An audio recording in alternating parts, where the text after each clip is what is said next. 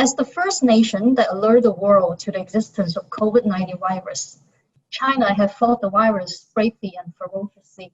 We lead the world in economic recovery as well. As businessmen and women in China, we had the good or not so good fortune of witnessing history with a front row seat.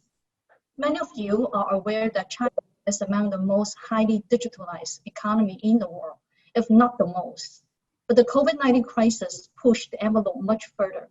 Taking class online went from the rare occasion to being the daily activities for millions of children and their parents nationwide. Grocery shopping online went from a practice adopted by a handful of young people, maybe once a week, to a household entertainment activity taken up by the most enthusiastically by dama, the elderly moms, every day.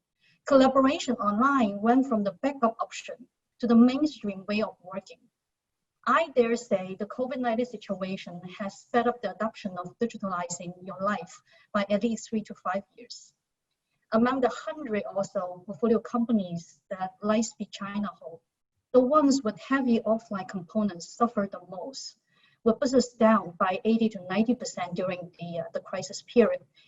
In industry like travel, restaurants, the ones with very light offline components stand to gain the most. For example, the edtech, online work collaborations, entertainment online. Digital transformation is no longer a fancy project that one can wait, but the lifeline of a business. As businesses gradually come back to normal, they will surely invest in digital transformation to avoid getting into the same situation ever again. First lesson, cash, cash, cash. I know it sounds cliche, but people don't really understand it until they get hit by a black swan event like this COVID-19 situation.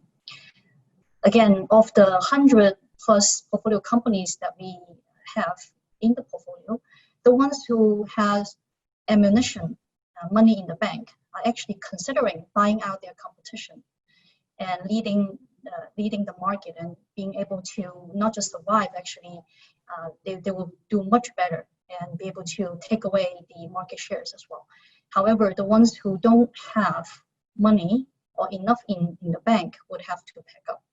It makes a huge difference. And these are lessons you don't normally get to experience at such a dramatic level.